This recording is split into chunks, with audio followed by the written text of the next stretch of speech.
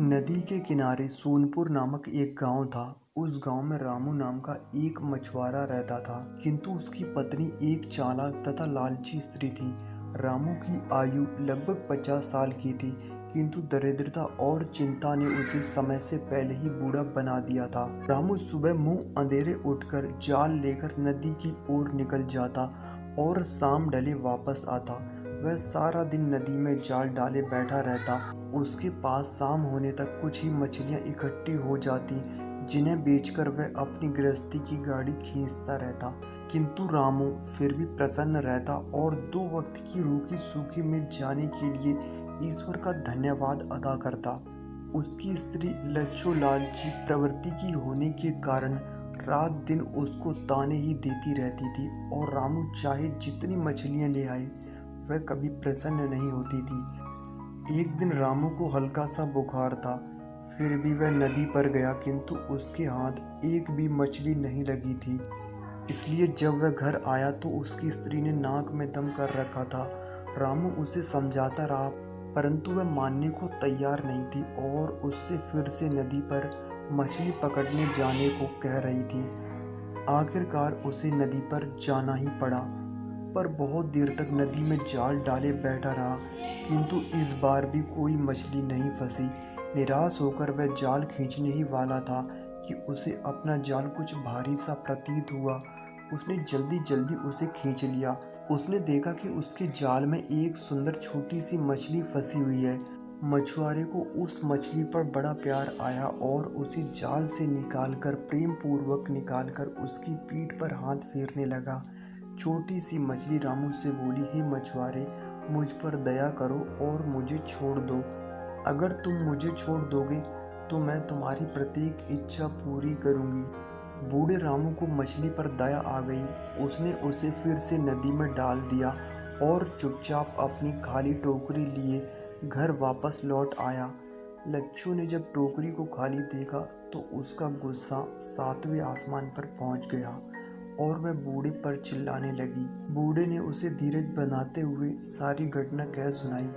लच्छू ने जब सारी बात सुनी तो वह अपने पति को कोसते हुए बोली, तुमने उस मछली से कुछ मांगा क्यों नहीं? जाओ अभी फौरन जाकर मछली से कुछ खाने पीने का सामान मांग कर ले आओ।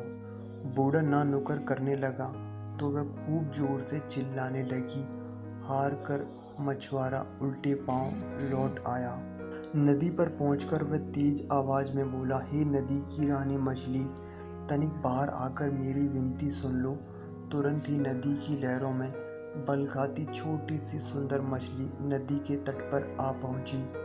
बूढ़ा मछुआरा उसे प्रणाम करके बोला, हे मछली रानी, मेरे घर खाने को कुछ नहीं है, कृपया मुझे खाने के लिए सामान दे दो। अभी तुम घर जाओ, मैं भिजवा दूंगी। इतना कहकर मछली फिर से नदी की लहरों में ओझल हो गई। मछुआरा जब घर पहुंचा तो घर के बाहर खाने पीने की सभी चीज़ों के ढेर रखे हुए थे। उसने अंदर से अपनी पत्नी को बुलाया।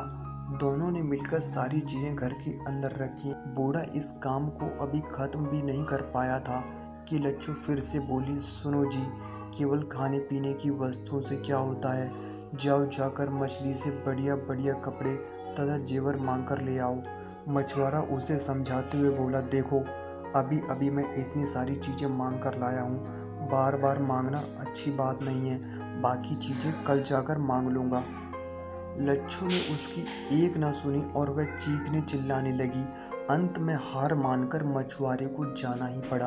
वह नदी के किनारे पहुंचकर फिर से बोला, हे सागर की रानी मछली, तनिक बाहर आओ और मेरी विनती सुनो। मछली पहले की तरह फिर से नदी के बाहर आ गई। मछुआरे ने झिझकते हुए फिर से अपनी पत्नी की इच्छा उसके सामने रखी। मछली बोली, उसकी इच्छा पूरी हो जाएगी। मछुआरा जब अपने घर वापस लौटा तो उसने देखा कि उसकी बूढ़ी पत्नी सुंदर वस्त्राभूषण पहने सजी धजी बैठी हुई थी। बूढ़े को देखते हुए वह बोली, सुनो जी, ये कपड़े तथा जेवर पहनकर मैं इस झोंपड़ी में रहती हुई अच्छी नहीं लगती। तुम कल सुबह जाकर मछली से रहने के लिए एक महल मांग लेना। बूढ़ा चुपचाप उसकी बात सुनता रहा। सुबह होते ही बूढ़ी ने मछुआरे को बिना कुछ खिलाए पिलाए नदी पर भेज दिया। मछुआरे ने फिर से मछली को याद किया। जब वह आई तो बूढ़ा बोला, हे नदी की रानी, मेरी पत्नी झोंपड़ी में रहते हुए बहुत दुख झेल रही है, इसलिए मैं उसके रहने के लिए एक महल चाहता हूँ। उसकी यह इच्छा पूरी हो जाएगी। ऐसा बोलकर वह मछली नदी की लहरों में ओझल हो गई। बूढ़ा जब घर लौटा तो उसने देखा कि उसकी झोंपड़ी के स्थान पर एक बड़ा सा महल खड़ा है और बूढ़ी उसके अंदर सजी धजी बैठी है। वह बहुत खुश दिखाई दे रही थी। कुछ दिन ऐसे ही बीत गए। अब लालची बुढ़िया का लालच फिर से उठने लगा। एक दिन वह सुबह सुबह मछुआरे से बोली, मैंने दिन रात काम करते करते अपना सारा जीवन बिता दिया। तुम उस जादुई मछली से नौकर चाकर तथा सुख सुविधा का सामान देने को कहो। बूढ़े ने उसे समझाने का बहुत प्रयास किया, किंतु बूढ़ी तो लालच में अंधी हो गई थी। उसने मछुआरे की एक भी न सुनी। मछुआरा मजबूर होकर नदी की ओर चल पड़ा। वहां पहुंचकर उसने जादुई मछली के सामने अपनी इच्छा रखी। मछली मुस्कुराकर उसकी दृष्टि से ओझल हो गई। मछुआरा जब घर लौटकर वापस आया तो उसने देखा कि उसकी पत्नी सजी धजी बैठी हुई है। उसके चारों ओर नौकर चाकर दासियां हाथ बांधे खड़े हैं। एक दिन बुढ़िया सुबह सुबह बूढ़े से लड़ने झगड़ने लगी। वह चाह रही थी कि मछुआरा मछली से उसे पूरी पृथ्वी की महारानी बनने को कहे। जब वह किसी तरह नहीं माना तो बूढ़ी क्रोध में अपना आपा खो बैठी और नौकरों द्वारा बूढ़े को मार पीट कर घर से निकाल दिया। बेचारा बूढ़ा किसी प्रकार रोता कांपता नदी के किनारे पहुंचा। उसने जादुई मछली को फिर से याद किया। किनारे पर आते ही जादुई मछली ने पूछा, कहो बूढ़े मछुआरे, अब तुम्हारी स्त्री को किस चीज की इच्छा है? मछुआरा बोला, हे मछली रानी, आज से पहले मैंने अपनी पत्नी के कहने पर ही सब कुछ मांगा था, किंतु अब मेरी एक इच्छा है। मछली मुस्कुराकर बोली, कहो, वह भी पूर्ण हो जाएगी। मछुआरा बोला, मेरी तो बस इतनी सी इच्छा है कि तुम अपना धन दौलत नौकर चाकर महल सब वापस ले लो। मुझे वह कुछ भी नहीं चाहिए। मुझे बस अपनी झोपड़ी तथा अपना जाल चाहिए। धन ने मेरे जीवन का सारा सुख चैन छीन लिया। मछली बोली, ठीक है, यदि तुम्हारी यही इच्छा है तो ऐसा ही होगा। वह इतना कहकर ओझल हो गई। जब मछुआरा अपने घर वापस लौटा तो उसने देखा कि महल के स्थान पर टूटा फूटा सामान पड़ा है तथा झोपड़ी के अंदर बुढ़िया सोई पड़ी है। मछुआरे ने उसे जगाया तो वह आंखें मलती हुई उठ बैठी। वह आश्चर्यचकित होकर अपने चारों ओर देखने लगी।